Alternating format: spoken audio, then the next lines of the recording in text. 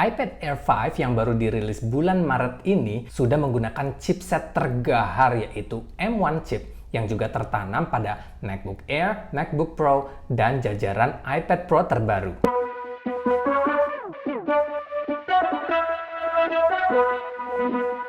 Jujur, waktu saya lihat unboxing para YouTuber dunia yang sudah keduluan dapat iPad Air-nya, menggoda iman banget untuk beli. Apalagi iPad Pro punya saya ini keluaran 2017 dan saya belinya di awal 2018 ketika baru masuk ke Indonesia. Ini sudah 4 tahun dan kinerjanya itu sudah mulai lemot-lemot. Ya mungkin karena dari awal saya beli itu udah saya pekerjakan ya untuk ngedit video di LumaFusion dengan multi layers, ditambah lagi dengan footage dari drone, dari DJI Action Cam. Itu akhirnya di 2021 ini kinerjanya sudah mulai lemot. Ya mungkin prosesor A10 Fusion X-nya sudah kena mental ya. Dan pas saya lihat presentasi keynote pada Apple event di bulan Maret ini dan tahu iPad Air menggunakan M1 chip dengan warna-warna yang lebih gonjreng tapi tetap elegan dan tidak terlihat norak sama sekali, daya pikat iPad Air terbaru ini lebih menggoda daripada varian warna terbaru dari iPhone lineups yang berwarna hijau. Untuk harganya sendiri sepertinya sama ya dengan iPad Air 4 ketika masuk ke Indonesia. Kemungkinan kisaran harga di iBox ketika masuk ke Indonesia yang 64 GB sekitar 11 jutaan. Di online shop sendiri sekarang harganya sekitar 10 jutaan.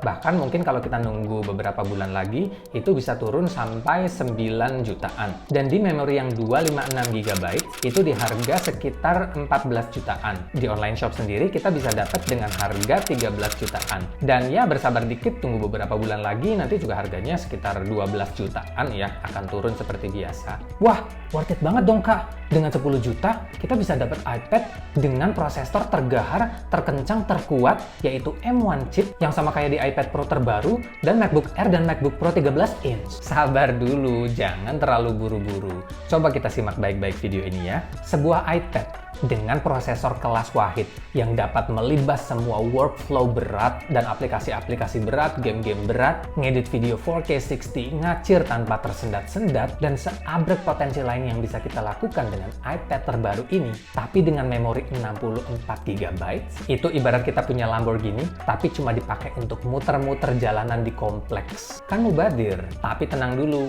kan masih ada memori yang lebih tinggi, yaitu 256 GB yang Wi-Fi only-nya di kisaran harga 14 jutaan untuk di iBox dan di harga 13 jutaan di online shop. Tapi kan di harga 13 jutaan itu sudah masuk teritorial harga iPad Pro. Yakin masih mau beli iPad Air? Kenapa nggak langsung iPad Pro aja? Dengan segudang fitur yang melimpah dibandingkan iPad Air generasi terbaru ini. Apalagi harganya sekarang nggak begitu jauh beda. Bahkan di online store, untuk yang 11 inch dengan memori 128 GB Wi-Fi only, harganya sudah 12 jutaan loh. Di video kali ini saya akan membandingkan antara iPad Air generasi terbaru dan iPad Pro yang sama-sama menggunakan M1 chip. Di antara keduanya, kira-kira iPad mana yang worth untuk dibeli? Sebelum kalian menyesal karena terburu-buru dan salah perhitungan, tonton video ini sampai selesai. Saya Fajar Aris, selamat datang kembali di channel saya. Bagi yang baru berkunjung, salam kenal ya. Sebelum kita lanjut videonya, jangan lupa untuk subscribe agar saya semakin semangat membuat konten-konten seperti ini. Kalian bisa like videonya, dan kalau ada pertanyaan, kalian bisa tulis komen di bawah. Dari segi fisik, build quality, iPad Air terbaru ini sama aja dengan iPad Air sebelumnya. Cuma varian warnanya aja yang sedikit berbeda dari varian sebelumnya. Seperti warna biru yang lebih gelap, warna hijau yang diganti dengan purple, rose gold diganti dengan warna pink yang lebih halus, dan silver digantikan dengan warna starlight. Untuk yang space gray, forever space gray. Beda dengan iPad Pro yang cuma punya dua warna, yaitu space gray dan silver. Tapi sumpah, silver pada iPad Pro itu warnanya keren banget. Displaynya sendiri masih sama. Ukurannya masih 10,9 inch, liquid retina LCD display, fully laminated dengan kecerahan sampai 500 nit. Sedangkan iPad Pro yang 11 inch, bezelnya lebih tipis, kecerahan sampai 600 nits, dan yang paling utama adalah Di iPad Pro sudah ada ProMotion Display, yaitu 120Hz refresh rate. Sedangkan iPad Air masih stuck pada 60Hz refresh rate. Bagi yang nggak biasa pegang device atau gadget dengan refresh rate 120Hz, layar pada iPad Air generasi terbaru ini sudah lebih dari cukup, sudah bagus banget. Dan kecerahan 500 nits untuk ukuran tablet itu sudah bagus banget. Gambarnya jernih, kontrasnya bagus, tapi akan lain cerita kalau kita beli iPad-nya untuk keperluan desain grafis, Illustrator, melukis atau menggambar pada iPad, atau gaming dengan grafis dan refresh rate yang tinggi. Bahkan NKDHD mengklaim bahwa walaupun iPad Air terbaru dan iPad Pro sama-sama menggunakan M1 chip di dalamnya, tapi karena iPad Pro sudah memiliki fitur ProMotion pada displaynya, experience penggunaan iPad Pro itu terasa lebih halus dan lebih cepat ketika kita swiping atau scrolling. Jadi nggak ada lagi motion blur ketika kita swipe atau scroll, misalnya lagi baca e-books, Twitter, dan lain sebagainya. Tapi itu kan MKBHD ya, suhunya para tech YouTuber dunia yang selalu pegang dan review high-end technology, jadi sense-nya itu peka banget. Kalau orang awam seperti saya mungkin sangat sulit untuk membedakan ya, kecuali device-nya dibandingin secara langsung. Mungkin ada perbedaan sedikit, tapi bagi saya pribadi yang bukan ilustrator, menurut saya 60Hz oke-oke aja.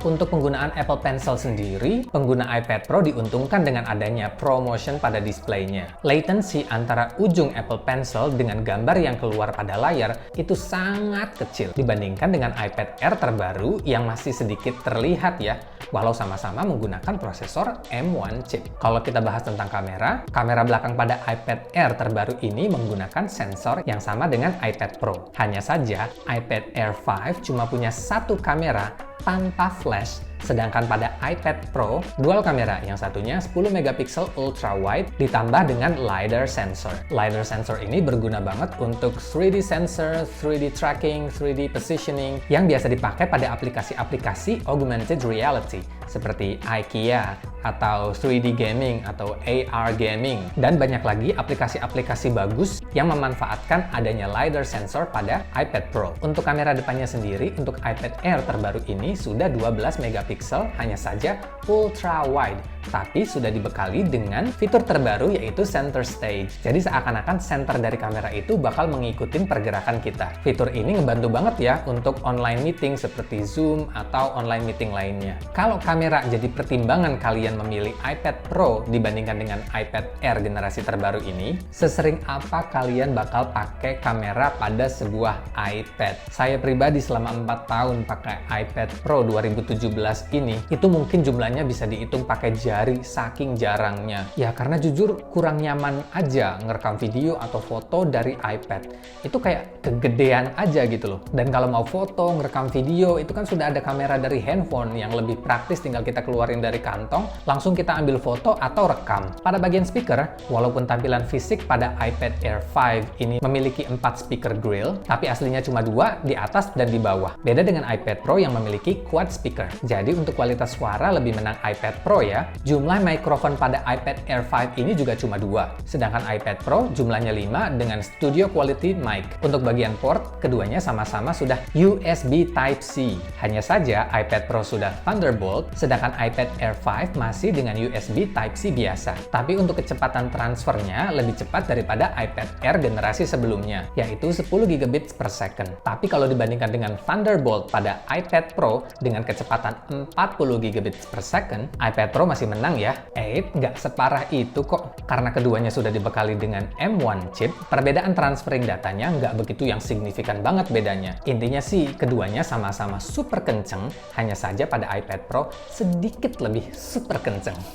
iPad Air 5 sendiri nggak punya True Depth Sensor ya untuk Face ID. Jadi untuk unlock-nya menggunakan fingerprint yang tertanam pada home button. Bagi yang tertarik membeli varian seluler, iPad Air 5 ini sudah 5G.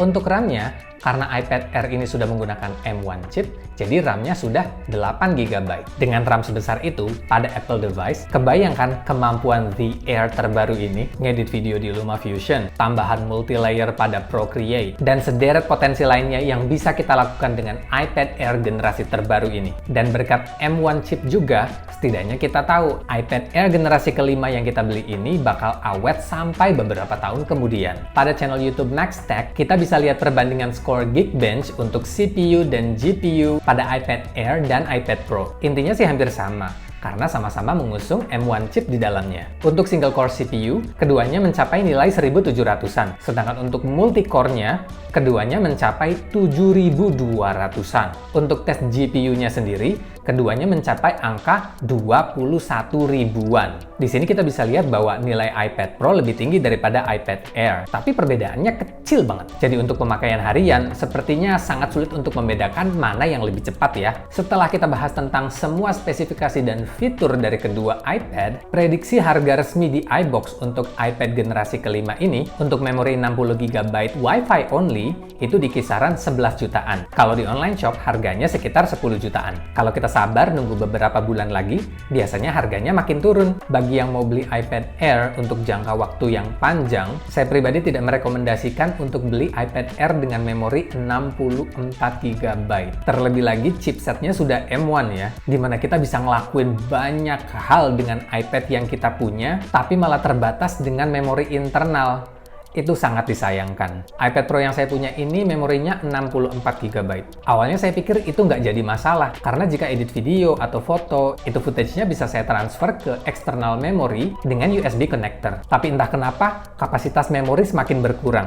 Akhirnya saya hapus aplikasi-aplikasi yang tidak perlu dan hanya fokus menggunakan iPad Pro ini untuk keperluan edit video melalui LumaFusion. Itu aja, hanya tersisa memori sekitar 20 GB. Dan ketika kita mengedit video melalui LumaFusion, memori yang tersisa kurang dari 10 GB. Jadi nggak muat lagi buat install aplikasi-aplikasi berat lainnya. Bahkan aplikasi sosial media seperti Facebook, Instagram, Twitter, itu semuanya udah saya hapus karena memang kekurangan memori internal. Jadi yang mau beli iPad Air terbaru dengan kapasitas 64 GB untuk tujuan produktivitas, coba dipikirkan lagi. Untuk pilihan memori di atasnya lagi, itu juga terbatas, yaitu di 256 GB. Harganya sendiri jika masuk resmi di iBox itu di kisaran 14 juta seperti iPad Air generasi sebelumnya. Dan di online shop kita bisa dapat di harga 13 jutaan. Kalau yang 64 GB itu terlalu kecil memorinya, sedangkan yang 256 GB harganya mencapai 14 jutaan, kenapa nggak sekalian aja beli iPad Pro dengan semua fitur keunggulannya? Kita bakal dapat ProMotion Display dengan 120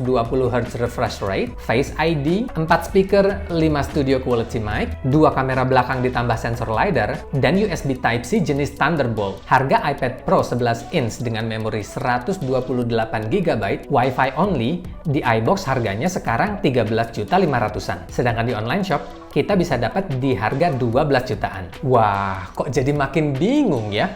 Jadi saya harus beli yang mana dong? Oke, bagi yang punya budget 10 jutaan dan pengen banget iPad Air generasi terbaru ini dan nggak masalah dengan memori internal yang 64 GB, well, go ahead. It's a fantastic iPad. Bagi yang lagi nyari iPad dengan M1 chip untuk kebutuhan workload yang tinggi dengan memori internal yang besar dan nggak butuh-butuh banget yang namanya ProMotion Display, Face ID, atau LiDAR sensor, iPad Air 5 dengan memori 256 GB menurut saya cocok buat kalian. Bagi yang lagi nyari iPad untuk kebutuhan ilustrasi, desain grafis, menggambar, ngedit foto, atau gaming berat dengan grafis dan refresh rate yang tinggi, saya rekomendasikan kalian untuk ambil yang iPad Pro. Karena menurut saya memori 128 GB itu cukup, dia tidak kurang dan juga tidak lebih. Tapi kalau kalian pengen iPad dengan form factor design ala-ala iPad Pro dan hanya untuk kebutuhan entertainment seperti nonton Netflix, YouTube, atau browsing, kenapa nggak ambil iPad Air 4 aja? Dengan 11 jutaan,